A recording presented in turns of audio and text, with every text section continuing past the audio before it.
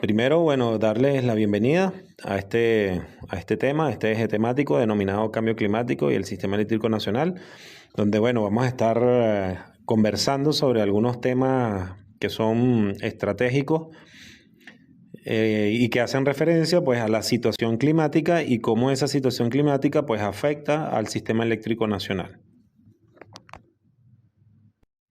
Para iniciar de lleno con nuestra presentación, es importante que nosotros sepamos que el clima está en nuestra dinámica como seres humanos todos los días.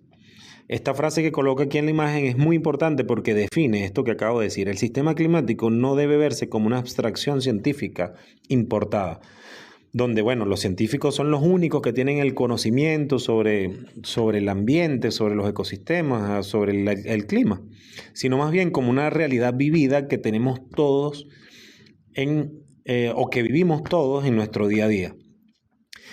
Algo que nosotros, o algo que me gustaría que se llevaran es que la variabilidad climática condiciona la dinámica de la vida cotidiana nuestra, la resiliencia de los territorios y la seguridad en la disponibilidad de los recursos energéticos. ¿Cómo podemos ver un ejemplo sencillo sobre cómo el clima condiciona nuestro día a día? Pues un agricultor que siembra sabe cuáles son los periodos de lluvia y de sequía en los cuales sembrar eh, su maíz, su café, su papa, su yuca. ¿Por qué? Porque el clima define su actividad agrícola. Así pasa, por ejemplo, con otros sistemas productivos, como por ejemplo pesca. Los pescadores saben en qué momento pescar porque conocen o saben que hay una dinámica climática que condiciona nuestra vida, nuestro día a día cotidiano. Bueno, entonces ya identificamos que eh, el clima, los ecosistemas o la naturaleza condiciona el día a día del ser humano. Entonces, ¿qué pasa si ocurren variaciones en esos fenómenos climáticos, en esos ciclos ecológicos o ciclos naturales dinámicos que condicionan la vida? Pues se complica el día a día del ser humano. ¿Por qué? Porque si vamos hacia la parte del impacto, ya sabemos lo que es la crisis climática, ¿ok? Es una afectación en esos ciclos naturales que ocurren debido, pues, a las emisiones de gases de efecto invernadero, producto de la era de la industrialización, y que afecta, por ejemplo, cuando nos vamos a nuestro territorio en Venezuela, pues tenemos afectaciones de esa crisis climática en diferentes componentes. Por ejemplo, sabemos que tenemos la desaparición de glaciares andinos, como lo vemos en la imagen, las pérdidas de bosques y sumideros de carbono, que son esenciales para esa captura de esos gases de efecto invernadero de los que les comenté, ¿ok? Blanqueamiento de los arrecifes, o sea, es decir, se traduce inclusive en pérdida de especies que para nosotros son de interés. Incrementa ahora, si nos vamos al punto de vista de la crisis en salud, pues variaciones en las temperaturas pueden incidir inclusive en el aumento de enfermedades, producto de que algunos transmisores o algunas especies que transmiten estas enfermedades, pues incrementan en su nivel de población. Podemos ver también, pues, amenazas a la seguridad alimentaria, ya que si tenemos periodos de sequía muy intensos donde no hay lluvias, pues entonces eso compromete la generación o la producción alimentaria. Y si nos vamos entonces y aterrizamos al sector eléctrico, que es en este momento lo que nos importa como sector, pues evidentemente esas sequías producen unos niveles críticos en los embalses para la generación de energía eléctrica. Debemos recordar que la mayor producción de generación de energía eléctrica en nuestro país es limpia y es a través de la hidroelectricidad, a través de embalses como por ejemplo el Guri. Ok, entonces fíjense, no solamente la crisis climática a través de, bueno, de los fenómenos que suelen presentarse en Venezuela, como la sequía o la lluvia. En este caso le damos una especial atención a la sequía, producto de lo que estamos viviendo en la declinación solar, ¿ok? Pero a nivel general, pues el sector eléctrico o el sistema eléctrico nacional se ve afectado por de maneras diferentes de acuerdo a la situación climática que presentemos. Por ejemplo, podemos tener, como lo vemos aquí en la lámina, en el eje superior izquierdo, podemos tener afectaciones en la infraestructura, por ejemplo, por fuertes lluvias que ocasionan deslaves y por lo tanto compromete estructuras del sistema eléctrico, como por ejemplo torres, ¿ok? Podemos tener en temporadas altas de sequía, ¿ok? O de intensas temperaturas, pues degradación en las líneas de transmisión, pérdidas, por ejemplo, aquí como lo vemos aquí abajo, en la vulnerabilidad de la disponibilidad de los recursos, como por ejemplo el agua disponible para la generación hidroeléctrica. Podemos tener consecuencias en cuanto a la mayor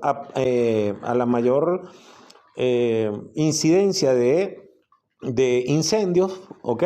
Que producen también afectación en nuestras líneas de transmisión, de distribución, pero si nos vamos al otro componente, como que por ejemplo en el aumento de las lluvias, ¿ok? Entonces podemos tener daños físicos, como lo vemos aquí en el medio derecho de la lámina, por producto de intensas lluvias que pueden comprometer, como ya lo dije, a través de deslaves o a través de, por ejemplo, inundaciones que afectan la prestación del servicio. Por otra parte, pues también hablando del incremento de temperatura, podemos tener sobrecarga de los generadores, ¿ok? O la sobrecarga en la generación de nuestras plantas, producto de las altas temperaturas, ya que se sobrefuerzan esas plantas de generación, si en el caso de que estemos hablando, por ejemplo, de generación térmica, ¿ok? Entonces, ¿cómo nos vemos afectados? Bueno, el servicio eléctrico representa el desarrollo del país. Sin energía eléctrica, muy difícilmente podemos ir hacia el desarrollo. Entonces, ¿qué podemos o qué se compromete? No solamente el servicio eléctrico, sino que otros servicios se pueden ver comprometidos. Bueno, el bombeo del agua, la generación o el suministro de agua potable para toda la población, el servicio de transporte, como si, para colocarles un ejemplo, el metro de Caracas, que funciona con electricidad, lo que es la parte de vialidad e inclusive a nivel residencial, pues ya todos sabemos cuáles son las consecuencias de no contar con un servicio eléctrico en nuestra residencia. Ok, ahora vamos a hacer un especial énfasis en cómo la crisis climática afecta a nuestros embalses. ¿Por qué? Porque como ya lo hemos reiterado en anteriores láminas, la mayor generación en nuestro país es hidroeléctrica. Entonces, ¿por qué prestarle atención justamente en este momento también? Porque estamos pasando por un fenómeno astronómico, un fenómeno donde el sol o los rayos del sol inciden perpendicularmente en nuestro país, fenómeno denominado de declinación solar, donde se intensifican las temperaturas y por lo tanto se ven comprometidas los embalses por un proceso de evaporación del agua. Entonces, al disminuir por evaporación de esa agua los embalses, pues se compromete la generación de electricidad y por lo tanto la prestación del servicio, porque el embalse está en niveles muy bajos, la presión con la que el agua cae para mover las turbinas no es la misma. Por lo tanto, hay una disminución en esa generación. Por otra parte, pues al disminuir los caudales de los ríos, pues se mueve mucho sedimento. Esos ríos que alimentan el embalse van con mucho sedimento y ese sedimento, como bien lo vemos en la lámina, que cuando hablamos de sedimento hablamos de partículas de tierra, de vegetación que están aledañas, ¿ok? Y cuando cae todo eso a la turbina, pues puede dañar y desgastar la infraestructura de generación. Por otra parte, también tenemos un riesgo crítico cuando el nivel, valga la redundancia, cuando el nivel crítico está a tal punto que ese proceso de evaporación genera un burbujeo, ¿ok? Que causa vapores que dañan también la turbina. En esta lámina, bueno, como parte de lo que venimos hablando en la lámina anterior sobre el impacto de la crisis climática en los embalses, aquí simplemente quiero mostrarles de manera representativa y gráfica algunos de los efectos que han sufrido nuestros embalses producto de sequías prolongadas y altas temperaturas que por lo general se asocian a el fenómeno del Niño, que es el que nosotros hemos caracterizado como ese fenómeno asociado a con estas características.